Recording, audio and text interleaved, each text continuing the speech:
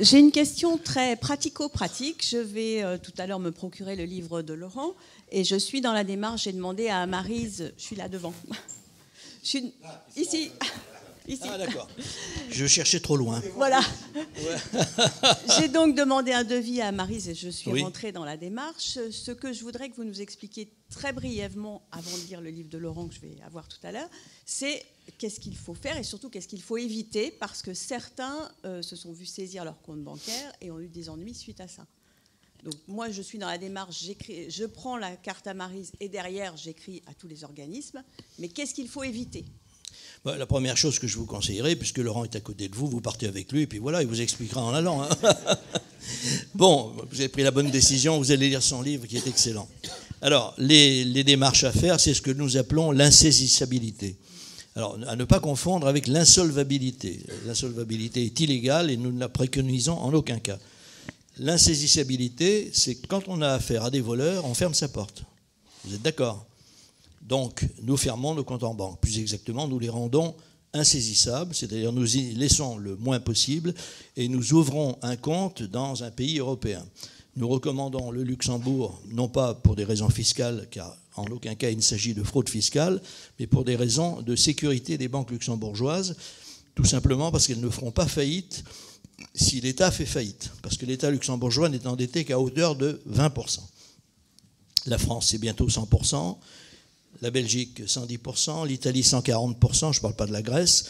Même l'Allemagne est à 80-85%, donc les banques sont en danger.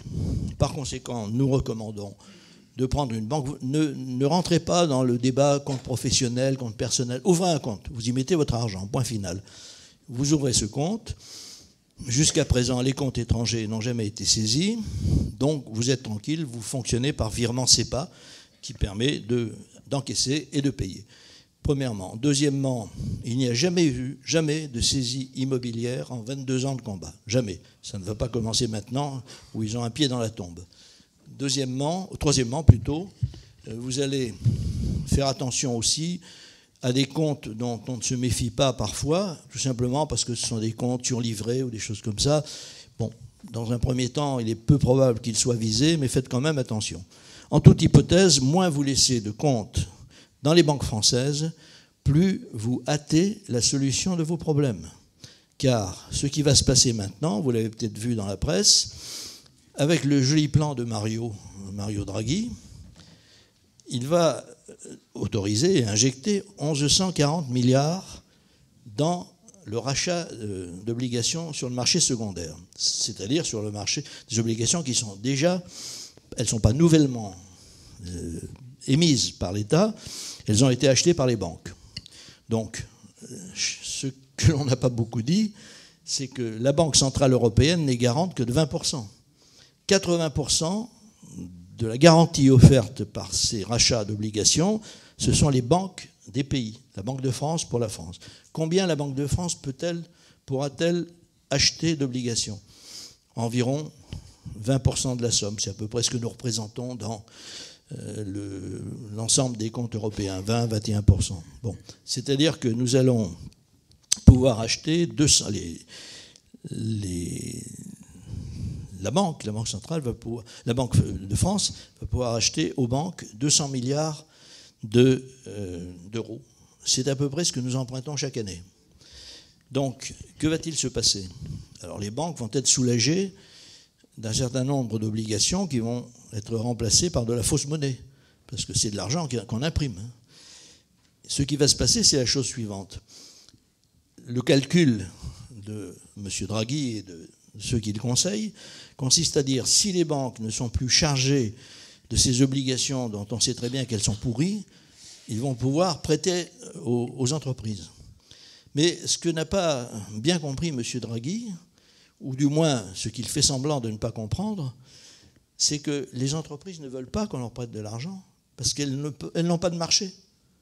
Vous n'allez pas emprunter de l'argent quand il n'y a pas de travail. Donc, les banques, que vont-elles faire ? On va leur donner 200 milliards et elles vont spéculer, comme elles ont toujours fait.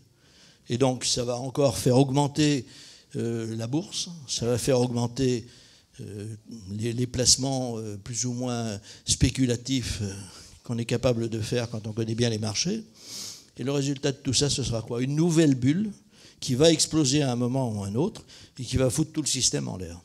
C'est une façon, là, ce qui s'est passé là, ces jours-ci est extrêmement grave. Certains observateurs ont même dit que c'est la fin de l'euro, parce que c'est vrai que si toutes les banques font ce qu'elles veulent, leur petite cuisine, chacun dans son côté, c'est plus vraiment la Banque Centrale Européenne. Donc à mon avis, c'est une pratique qui est un petit peu désespérée pour essayer de relancer un peu l'économie. Et la seule façon de le relancer, et d'ailleurs, dans ses interviews, Draghi le dit toujours, il le dit, mais oui, nous faisons une politique monétaire, mais ce sont aux États de prendre les mesures nécessaires pour réformer. Et savez-vous de quoi souffre l'Europe? Mais l'Europe souffre de l'État-providence. Tous les Européens souffrent de l'État-providence. Et c'est pour ça que cette réforme que nous avons soutenue et obtenue, même si elle n'est pas appliquée aussi largement qu'elle devrait l'être, était fondamentale. Car si aujourd'hui l'Europe est en panne, et qu'elle met en panne le monde entier à cause de cela, même si le monde entier se porte mieux que nous, eh bien c'est tout simplement parce qu'on n'a pas réformé les États-providence.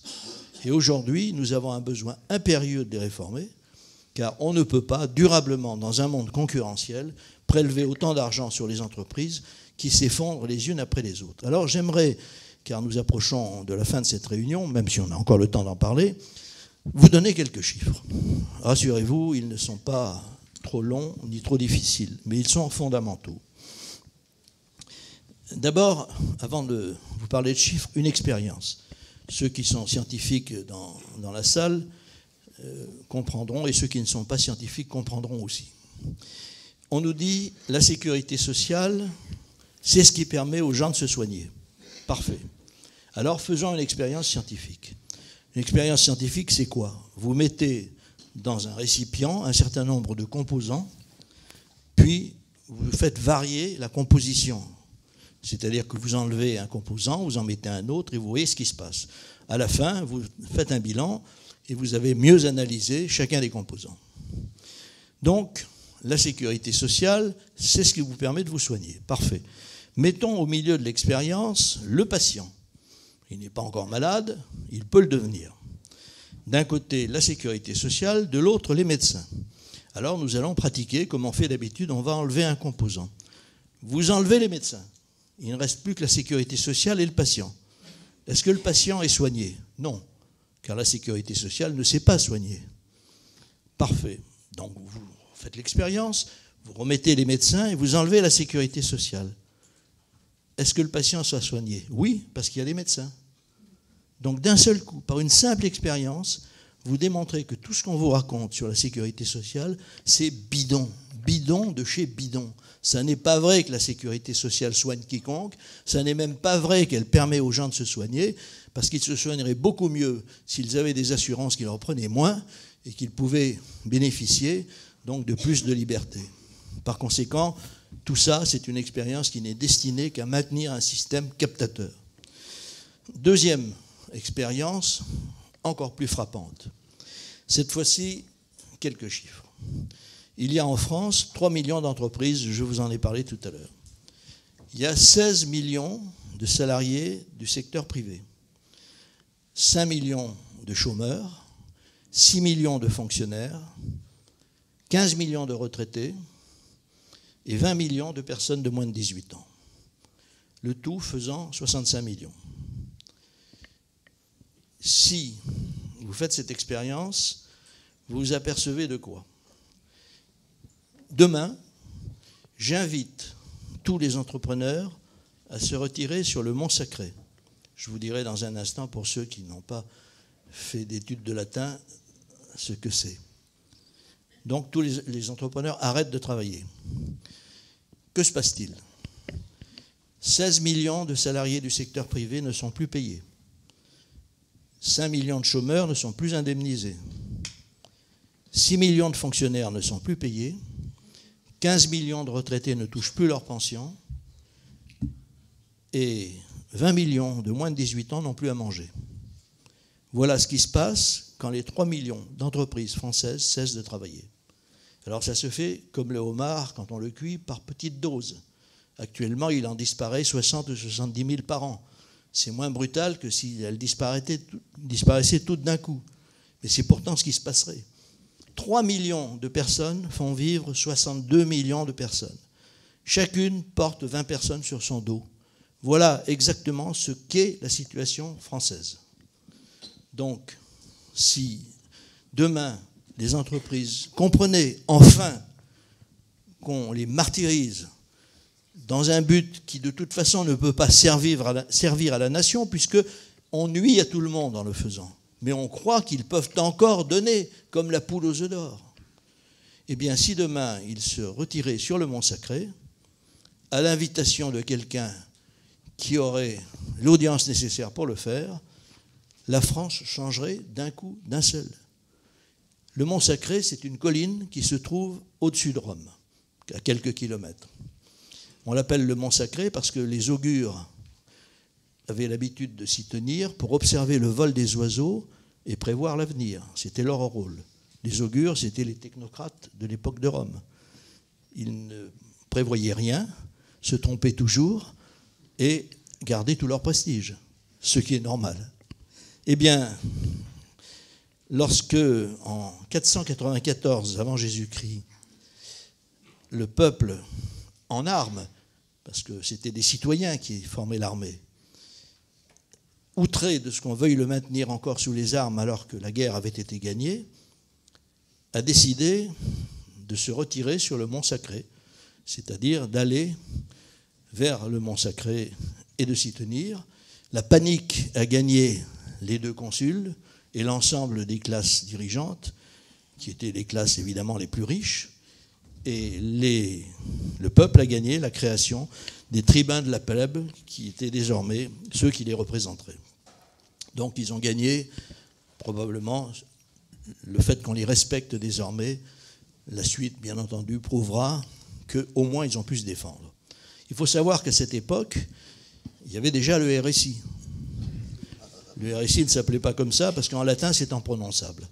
Mais c'était la même technique, c'est-à-dire que quand vous aviez des dettes, vous deveniez esclave.